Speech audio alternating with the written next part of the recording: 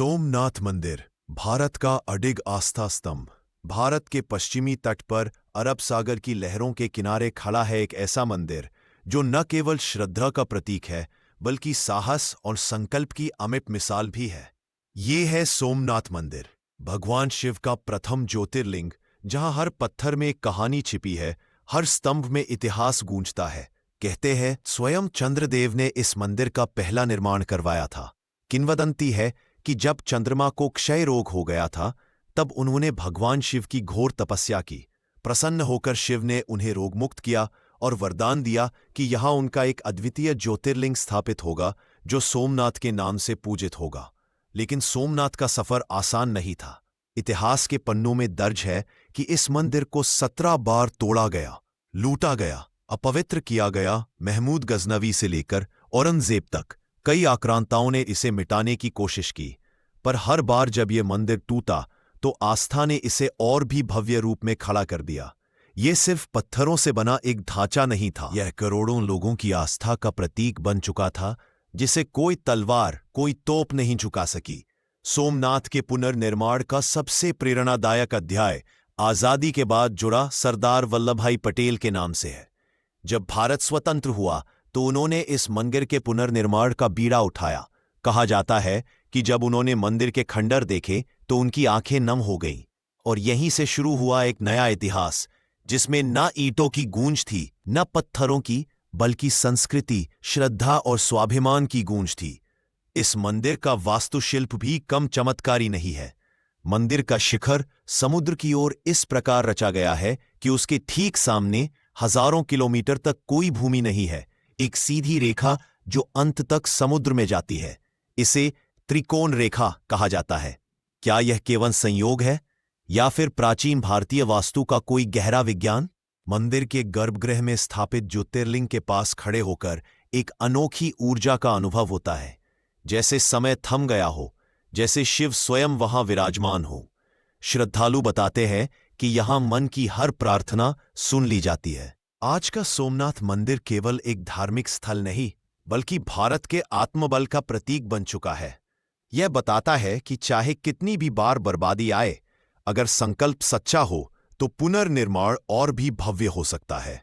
गुजरात राज्य के काठियावाड़ क्षेत्र में स्थित है सोमनाथ मंदिर, जो 12 ज्योतिर्लिंगों में प्रथम माना जाता है। यह मंदिर अरब सागर के किनारे स्थित है और इसका निवास स्थान है प्रभास पाटन, जो ऋग्वेद, स्कंद पुराण और शिव पुराण में बार बार वर्णित है।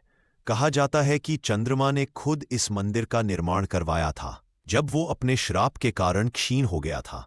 भगवान शिव की तपस्या कर उसने वरदान पाया और वहीं पर सोमनाथ ज्योतिर्लिंग की स्थापना हुई।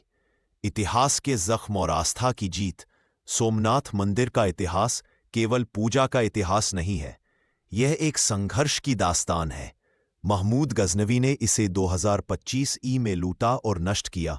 उसके बाद भी अलाउद्दीन खिलजी, औरंगजेब जैसे आक्रांताओं ने इसे बार बार गिराया, लेकिन हर बार जब मंदिर टूटा, हिंदुस्तान की आस्था ने उसे फिर खड़ा कर दिया। महाभारत जैसे प्राचीन ग्रंथों में भी प्रभास क्षेत्र का उल्लेख मिलता है।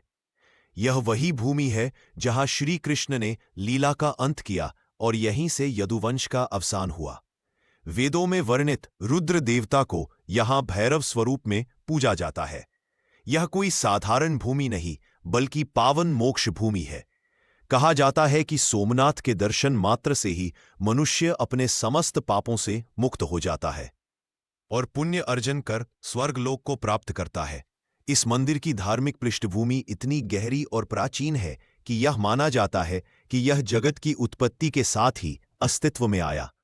यह वही स्थान है जिसकी स्थापना स्वयं भगवान शिव ने की थी, ना किसी राजा ने, ना किसी ऋषि ने, बल्कि आदिदेव महादेव ने। अब आइए जानते हैं सोमनाथ ज्योतिर्लिंग की उत्पत्ति की वह रोचक कथा जिसका उल्लेख ऋग्वेद में भी मिलता है। ऋषि दक्ष प्रजापति की 27 कन्याएं थीं जिनका विवाह उन्होंने चंद्रदेव से किया था, परंतु चंद्रमा ने अपनी सभी पत्नियों में से केवल रोहिणी को अधिक प्रेम दिया और शेष को उपेक्षित कर दिया। दक्ष ने इसे सहन नहीं किया और चंद्र को श्राप दे दिया कि वह धीरे धीरे क्षीण होता चला जाएगा। जब चंद्रमा की चमक कम होने लगी तब उन्होंने भगवान शिव की तपस्या की और प्रभास क्षेत्र में आकर आराधना की। प्रभु शिव ने उनकी भक्ति से प्रसन्न होकर उन्हें श्राप से आंशिक मुक्ति दी और यहीं पर सोमेश्वर रूप में प्रकट हुए। इसलिए इस ज्योतिर्लिंग को सोमनाथ कहा गया। सोम यानी चंद्रमा और नाथ यानी स्वामी, तभी से यह स्थान सोमनाथ कहलाया और यह ज्योतिर्लिंग सभी 12 ज्योतिर्लिंगों में प्रथम माना गया। यही वह भूमि है जहां श्रीकृष्ण ने अपना अंतिम समय बिताया। यहीं पर बलराम जी ने शेषनाग रूप में प्रस्थान किया। यह क्षेत्र 3 लोकों के संगम स्थल के रूप में भी माना जाता है, भूमि, जल और आकाश की अद्वितीय ऊर्जा। तो जैसा कि हमने पहले बताया, दक्ष प्रजापति की 27 कन्याओं का विवाह चंद्रदेव से हुआ था। इनमें से रोहिणी सबसे सुंदर और प्रिय थी। चंद्रमा का सारा प्रेम केवल रोहिणी को ही मिलता था और बाकी 26 पत्नियां स्वयं को उपेक्षित महसूस करने लगी।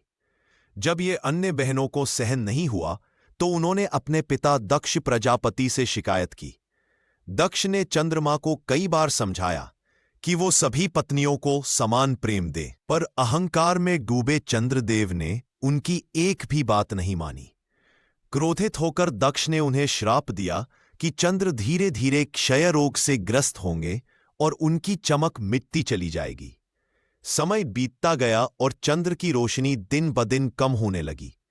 वो पहले जैसे तेजस्वी और दिव्य नहीं रहे। यह देख देवताओं में भी चिंता फैल गई, क्योंकि चंद्रमा केवल एक ग्रह नहीं बल्कि ऋतु, वनस्पति, जल और मन के स्वामी है। अगर चंद्र लुप्त हो जाएंगे तो संपूर्ण सृष्टि प्रभावित हो जाएगी। सभी देवता मिलकर ब्रह्मा जी के पास पहुंचे और उनसे प्रार्थना की कि वे चंद्र को दिए गए श्राप को वापस ले लें।